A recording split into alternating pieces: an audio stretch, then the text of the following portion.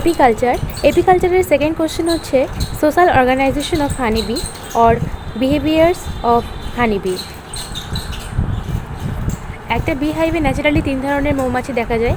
প্রথমত কুইন বা রানী মৌমাছি, তারপরে ওয়ার্কার বা শ্রমিক মৌমাছি এবং ড্রোন বা পুরুষ মৌমাছি। তো ফার্স্টে কুইন সম্বন্ধে আমরা জানবো। ফার্স্ট পয়েন্ট হচ্ছে it is a well developed fertile female provided with immensely developed ovaries. বলছে যে এই কুইন হচ্ছে একটা ফার্টাইল ফিমেল, অর্থাৎ এ প্রজননে সক্ষম, এবং এর যে ওভারিজটা আছে সেই ওভারিটা হচ্ছে ওয়েল ডেভেলপড। তারপরে বলছে ইট হ্যাভ 32 ক্রোমোজোমস, 2n = 32, অর্থাৎ n = 16। নেক্সট পয়েন্ট বলছে commonly one queen is found to be present in each hive. বলছে প্রত্যেকটা হাইভে ন্যাচারালি একটাই কুইন থাকে। And feeds on royal jelly, এবং তাদেরকে রয়্যাল জেলি খাওয়ানো হয়। She is the queen in real sense as the mother of the colony. বলছে সে রানী হতে পারে, কিন্তু রিয়েল সেন্সে বলতে গেলে সে হলো কলোনির মা। Next point egg laying is the main function of the queen through out her active life span. বলছে ডিম পাড়াই হলো তার টোটাল লাইফ স্প্যানে একমাত্র কাজ। Next point the queen is 15 to 20 millimetre in length. Queen naturally 15 থেকে 20 মিলিমিটার এরকম লেন্থ হবে কুইনের। And can be easily distinguished by her long tapering abdomen, short legs and wings. এবং অন্যদের থেকে একে খুব সহজেই পৃথকীকৃত করা যায় তার লং ট্যাপারিং অ্যাবডোমিনের জন্য এবং শর্ট লেগস এবং শর্ট উইংসের জন্য। Next point structurally she is unable to provide wax or honey or gather pollen nectar. বলছে স্ট্রাকচারালি তার আকৃতিটা এরকমই যে সে ওয়াক্স বা হানি প্রডিউস করতে পারে না এবং সে পোলেন নেক্টারও গ্যাদার করতে পারে না। নেক্সট পয়েন্ট বলছে by the combination of ovipositor cum sting a structure is developed which aids in egg laying. বলছে এর বডি স্ট্রাকচার কম্বিনেশনটাই এরকম যাতে করে সে খুব সহজেই ডিম পাড়তে পারে। নেক্সট পয়েন্ট বলছে it is said that the queen gets mated only once in her life. বলছে যে কুইন তার টোটাল লাইফে একবারই মাত্র ড্রোনের সাথে অর্থাৎ পুরুষ মৌমাছির সাথে প্রজননে সক্ষম হয়। But in a single chance of making, এটা মেটিং হবে, but in a single chance of mating drones releases 2 crore sperms which are sufficient for the fertilization of the eggs at the time of laying by the female throughout her life. বলছে যে ওই একবারই মাত্র ড্রোনের সাথে মেট করে, কিন্তু ওই একবার মেটিংয়েই ড্রোন 2 crore মতো মানে 2 কোটি মতন স্পার্ম রিলিজ করে দেয়, যেটা টোটাল লাইফ স্প্যানে রানী মৌমাছিটা যত ডিম পারবে সেই ডিমগুলোর ফার্টিলাইজেশনের জন্য যথেষ্ট। এটি হলো কুইন মৌমাছি অর্থাৎ রানী মৌমাছির পিকচার। এটাকে তোমরা স্ক্রিনশট নিতে পারো। নেক্সট পয়েন্ট হলো ওয়ান কুইন লেজ about 1500 to 2000 eggs in a day developing upon the seasonal variation and other ecological factors. বলছে সাধারণত একটি রানী মৌমাছি 1500 থেকে 2000 মতন ডিম প্রতিদিন পেতে থাকে এবং সেটা ডিপেন্ড করে সিজনাল ভ্যারিয়েশন এবং আদার ইকোলজিক্যাল ফ্যাক্টরসের ওপর। Next point in the whole life cycle of 2 to 5 years a queen lays about 15 lakh eggs. বলছে টোটাল লাইফ সাইকেল 2 থেকে 5 বছরের যে রানী মৌমাছি টোটাল লাইফ সাইকেল হয়ে থাকে তার মধ্যে টোটাল 15 লাখ মতন ডিম রানী মৌমাছি পেরে থাকে। Next point when the queen in a colony loses its egg laying capacity another worker of the same colony starts feeding on queen's diet royal jelly. বলছে যখন রানী মৌমাছি তার এগ লেইং ক্যাপাসিটি অর্থাৎ ডিম পাড়ার ক্ষমতা তখন তার কমে যেতে থাকে, তখন অ্যানাদার ওয়ার্কার মানে হচ্ছে অন্য কোনো শ্রমিক মৌমাছি ওই সেম কলোনিরই অন্য কোনো শ্রমিক মৌমাছিকে রানী মৌমাছির যে খাবার অর্থাৎ রয়্যাল জেলি সেটি খাওয়ানো হয়।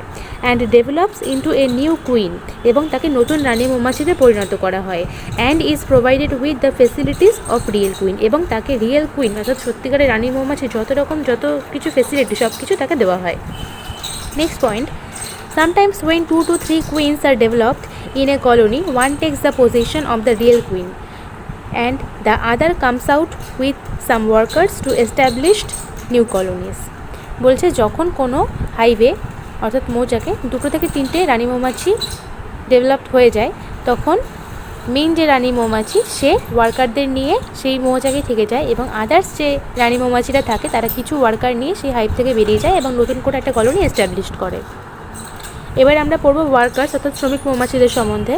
বলছে although the worker are the smallest of the 3 কাস্টেস।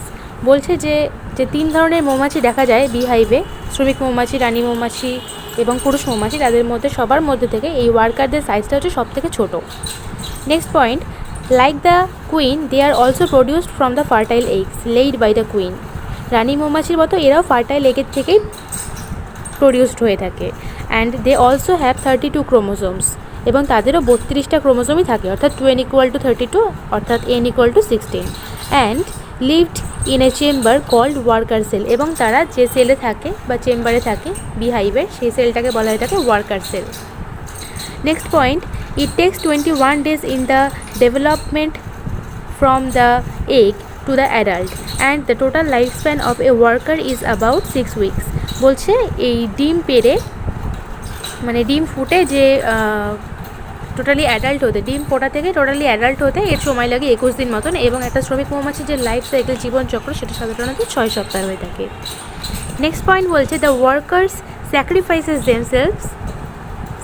Themselves for the wellbeing of the colony. বলছে ওয়ার্কার তার টোটাল জীবনটাকে স্যাক্রিফাইস করে দেয় কলোনির ওয়েলবিংয়ের জন্য, অর্থাৎ কলোনির ভালোর জন্য। এটি হলো ওয়ার্কারের ছবি, তোমরা এটা স্ক্রিনশট নিয়ে নাও। এবার আমরা আসবো নেক্সট পয়েন্টে, they have some special structure for their particular work. কিছু পার্টিকুলার ওয়ার্ক করার জন্য তাদের কিছু পার্টিকুলার বডি স্ট্রাকচার ডেভেলপড হয়। ফার্স্ট পয়েন্ট হলো long proboscis for sucking nectar, অর্থাৎ ফুলের থেকে নেকটার সংগ্রহ করার জন্য, শুষে নেওয়ার জন্য এদের যে প্রোবোসিস অর্থাৎ ফুলটা থাকে সেটা লম্বা হয়।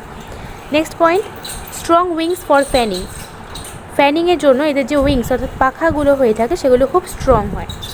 Next point, pollen Vazquez for the collection of pollen. এরা যেহেতু ফুল থেকে পোলেন সংগ্রহ করে, কালেক্ট করে, সেই পোলেনটাকে রাখার জন্য এদের বডিতে পোলেন বাস্কেট থাকে। Next point, powerful stings to defend the colony against any attack. এদের যে স্টিংস অর্থাৎ হুলটা হয়ে থাকে সেটা খুব পাওয়ারফুল হয়ে থাকে, কারণ এরা কলোনিকে ডিফেন্ড মানে কলোনির প্রতিরক্ষা ব্যবস্থাটাকে মেনটেন রাখার জন্য এনি অ্যাটাক, যে কোনো রকম অ্যাটাকের থেকে তাদের যে স্টিংটা হয়ে থাকে সেটা খুব পাওয়ারফুল হয়। নেক্সট পয়েন্ট বলছে wax gland for wax secretion. এরা যেহেতু ওয়াক্স অর্থাৎ হানি সিক্রেট করে, এর জন্য এদের একটা ওয়াক্স গ্ল্যান্ড থাকে, সেই গ্ল্যান্ড থেকে সেই ওয়াক্সটা সিক্রেট হয়ে থাকে। নেক্সট পয়েন্ট বলছে the workers are performed various functions of the colony. Workers বিভিন্ন রকম ফাংশন করে থাকে কলোনিতে, সেটাকে বিভিন্ন ভাগে ভাগ করা হয়েছে। ফার্স্ট ভাগটা হচ্ছে ক্লিনার। বলছে the dead body and other impurities removed from the hive by the cleaners. বলছে যে সমস্ত মৌমাছিগুলো মারা যায় তাদের যে ডেড বডি, এছাড়াও কিছু আদার্স যে নোংরাগুলো থাকে, আদার্স ইম্পিউরিটিস, সেগুলোকে রিমুভ করার জন্য, হাইভটাকে পরিষ্কার পরিচ্ছন্ন রাখার জন্য এই ধরনের মৌমাছিগুলো, শ্রমিক মৌমাছিগুলো কাজ করে। সুতরাং এদেরকে বলা থাকে হচ্ছে ক্লিনার। নেক্সট হচ্ছে নার্স। কিছু শ্রমিক মৌমাছি আবার নার্সের কাজ করে। বলছে between 6th and 14th days royal jelly is secreted from the pharyngeal gland seen in her abdominal. বলছে যে শ্রমিক মৌমাছির অ্যাবডোমিন থেকে, বলছে যে 6 থেকে 14 দিনে এই রয়্যাল জেলিটা সিক্রেট হয়ে থাকে অ্যাবডোমিনের মধ্যে থেকে, এবং সেই অ্যাবডোমিনে যে ফ্যারিঞ্জিয়াল গ্ল্যান্ড আছে সেই ফ্যারিঞ্জিয়াল গ্ল্যান্ড থেকে এটা সিক্রেট হয়ে থাকে। And it starts feeding the younger লার্ভি and the queen লার্ভি in the hive. বলছে যে একদম প্রথমের দিকে যে সমস্ত রকম মৌমাছিকে রয়্যাল জেলি খাওয়ানো হয় এবং কুইনকে সারা লাইফ ধরেই খাওয়ানো হয়।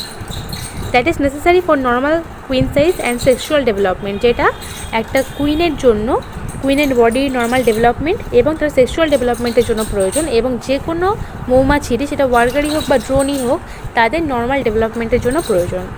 বলছে আদার লার্ভি, নেক্সট পয়েন্টে, other larvae are fed with bee bread which is a mixture of honey and pollen grain. এবং অন্যান্য লার্ভিদেরকে বি ব্রেড খাওয়ানো হয়, যেটা কিনা একটা মিক্সচার কিসের, হানি আর পোলেন গ্রেনের। এটা আমরা পরে দেখব। একটা পয়েন্টে আছে যে, যেটা এক্ষুনি বললাম, যে একটা রানী মৌমাছিকে একদম স্টার্ট থেকে তার লাইফের একদম টোটাল লাইফ স্প্যান অবধি তাকে রয়্যাল জেলি জাস্ট খাওয়ানো হয়ে থাকে, কিন্তু আদার্স যে মৌমাছিগুলো রয়েছে হাইভে তাদেরকে লাইফের একদম প্রথম কয়েকটা দিন মাত্র রয়্যাল জেলি খাওয়ানো হয়, এবং তারপরে তাদের সবাইকে বি ব্রেডই খাওয়ানো হয়। তারপরে চলে আসবো নেক্সট পয়েন্টে আমরা, বিল্ডার্স। বলছে it has been seen after 10th days of emergence wax secreting glands become active on the abdomen and it starts constructing comb cells or hive। বলছে যে ওই ডিম ফুটে বেরোনো 10 দিনের মধ্যে থেকেই এদের হচ্ছে একটা ওয়াক্স সিক্রেট হতে থাকে অ্যাবডোমিন থেকে, এবং সেই ওয়াক্সটা কিসে সাহায্য করে, ওই কোম সেলস ফর্মেশন আর হাইভ ফর্মেশনে সাহায্য করে। তারপরে বলছে it starts guarding for the এনহ্যান্স of the hive from the 18th day onward and makes brief flight outside the comb. বলছে যে 18 দিন পর্যন্ত এরা গার্ড দেয় ইয়েকে, বি হাইভকে, এবং তারপরে এরা বাইরে উড়তে চলে যায় মধু সংগ্রহের জন্য বা খাবার কোথায় আছে সেটা খোঁজার জন্য ইত্যাদি। তারপরে বলছে সোলজার, বলছে from the 21 to 25th days it works as a soldier and protects the hive from the invasion of entry of enemies including the bee from the other hives. বলছে যে 21 থেকে 25 দিনের মাথায় যে মৌমাছিগুলো তারা সোলজারের কাজ করে, এবং তারা কী করে বাইরে থেকে যে কোনো ধরনের এনিমি হতে পারে, সেটা অ্যান্ট হতে পারে বা হচ্ছে যারা মধু সংগ্রহ করে তারা হতে পারে, বা ওয়াক্স মথ হতে পারে, বা অন্যান্য হাইভের যে মৌমাছি তারা হতে পারে, এদের সমস্ত মানে সকল এনিমিদের হাত থেকে এদের হাইভটাকে রক্ষা করাই হচ্ছে সোলজারদের কাজ। নেক্সট পয়েন্ট হচ্ছে ফোরেজার, বলছে from the 21st day they become a forager and collecting pollen, nectar and water etcetera. এরা কী করে হচ্ছে পোলেন কালেক্ট করে, নেকটার কালেক্ট করে, ওয়াটার কালেক্ট করে বিহাইভের জন্য। The worker bees are seen foraging and sipping nectar of flowers and brushing protein-rich pollen into the baskets on the hind legs and returning to the hive where they were relieved of their load by the other workers and flying to the food source again. এরা কী করে, এরা হচ্ছে খাবার খুঁজতে থাকে এবং হচ্ছে সিপিং অর্থাৎ হচ্ছে যে ফুলের নেকটার থাকে সেটাকে তাদের হুলের মাধ্যমে চুমুক দিয়ে অর্থাৎ সিপিং করে তারা টেনে নেয়, এবং যে প্রোটিন রিচ যে পোলেনগুলো আছে, পরাগরেণুগুলো আছে, ওগুলোকে ওরা হচ্ছে ওদের যে পা থাকে সেই পায়ের মধ্যে রোম থাকে ছোট ছোট, সেগুলোর মধ্যে লেগে যায় এবং সেগুলোকে তারা হাইন্ড লেগসে কালেক্ট করে এবং হাইন্ড লেগসে যে পোলেন বাস্কেট আছে সেটার মধ্যে স্টোর করে। এবং যখন অনেকটা পোলেন স্টোর করা হয়ে যায় তখন তার ওয়েটটা বেড়ে যায়, তখন তারা কী করে, তারা পুনরায় আবার হাইভে ফিরে আসে এবং আদার্স যে শ্রমিক মৌমাছি আছে, ওয়ার্কার্সরা আছে, তারা হেল্প করে সেটাকে ঢালতে, এবং ঢালা হয়ে গেলে তারা আবার পুনরায় খাদ্যের সন্ধানে চলে যায় এবং সেখানে গিয়ে আবার পোলেন কালেক্ট করে এবং নেকটার কালেক্ট করে। Next point, such foraging behaviour is repeated a number of time from the morning till the late evening. এই ফোরেজিং বিহেভিয়ারটা চলতে থাকে একদম সকাল থেকে সন্ধ্যা অবধি। Next point, the foraging of worker bees is affected by many factors like distance of flowers, source of water and temperature of the environment etcetera. এই যে ফোরেজিং করে থাকে ওয়ার্কার বিসরা, এটা অনেক কিছুর উপর আবার ডিপেন্ড করে, যেমন তাদের হাইট থেকে খাবারের অর্থাৎ ফুলের যে সন্ধান সেটা কত দূরে, তারপরে সোর্স অফ ওয়াটার সেটা কত দূরে, টেম্পারেচারটা কীরকম রয়েছে এনভায়রনমেন্টের, এই সমস্ত কিছুর উপর ডিপেন্ড করে ফোরেজিংটা কতটা ভালো হবে সেটা। Next point, repairers. কিছু কিছু ওয়ার্কার্স আবার রিপেয়ারিংয়েরও কাজ করে, যেমন repairing of the comb is done by repairers. কোনো জায়গায় কোনো কিছু খারাপ হয়ে গেলে সেখানে ওয়াক্স সিক্রেশন করে সেটাকে আবার মেরামত করার কাজ করে থাকে রিপেয়ার্সরা। Next point, fanners. Fanning in the hive is performed by the wings of the fanners. এরা ফ্যানিংয়ের মাধ্যমে এদের পাখনার মাধ্যমে ফ্যানিং করে এবং ফ্যানিংয়ের মাধ্যমে এরা হাইভের ভিতরে যে টেম্পারেচারটা রয়েছে সেই টেম্পারেচারটাকে মেনটেন রাখতে সাহায্য করে। এবার আমরা চলে আসবো ড্রোনস অর্থাৎ পুরুষ মৌমাছিতে। বলছে first point, the drone is a female member of the colony which fertilises the queen, so called as king of the colony and have 16 chromosomes. বলছে ড্রোন মেম্বাররা হলো পুরুষ মৌমাছি, এই জন্য এদেরকে কিং বলা হয়ে থাকে, কারণ মেইনলি এরা ফার্টিলাইজ করে থাকে রানী মৌমাছিদেরকে এই জন্য, এবং এদের 16টা ক্রোমোজোম থাকে। তারপরে বলছে নেক্সট পয়েন্টে, they take 24 days to develop from the egg to the adult stage. এদের এগ হ্যাচিং থেকে অ্যাডাল্টে পরিণত হতে 24 দিন মতন সময় লাগে। তারপরে বলছে the sting and the wax gland are absent but in the males the reproductive organs are very well developed. বলছে যে এদের ক্ষেত্রে স্টিং এবং ওয়াক্স গ্ল্যান্ড থাকে না, এর জন্য এরা হুল ফোটাতেও পারে না এবং মধু সংগ্রহ করতেও পারে না, কিন্তু এদের যে রিপ্রোডাক্টিভ অর্গানসটা আছে সেটা খুব ওয়েল ডেভেলপড। এটি হলো ড্রোনের ছবি, তোমরা এটাকে স্ক্রিনশট নিয়ে নাও।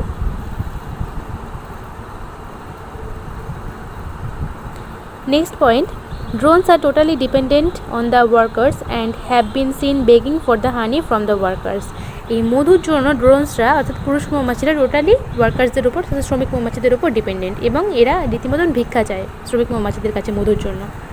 Next point, at the time of swarming the drone follows the queen and then copulates and dies after copulation. বলছে যে সোয়ার্মিং যখন হয়ে থাকে, সোয়ার্মিংয়ের সময় বা নপটিয়াল ফ্লাইট যখন হয়ে থাকে, মেনলি সেই নপটিয়াল ফ্লাইটের সময় অর্থাৎ ম্যারিয়েজ ফ্লাইট, ওটা আমরা পরে পড়বো। ওই নপটিয়াল ফ্লাইট বা ম্যারিয়েজ ফ্লাইটের সময় ড্রোনসটা কুইনদের ফলো করে এবং সেখানে কুইন যেখানে যায় সেখানে উড়ে ড্রোনও যায়, অনেকগুলো ড্রোনসে যায়, এবং ফাইনালি যে ড্রোনসটা কুইনটাকে কপুলেট করতে সক্ষম হয় সেই ড্রোনসটা কপুলেশনের পরে মারা যায়। সো আমাদের এই কোশ্চেনটি কমপ্লিট হয়ে গেল। তোমরা কোশ্চেনগুলো ভালোভাবে পড়বে, আমি যেভাবে বলবো সেভাবে শুনবে মন দিয়ে।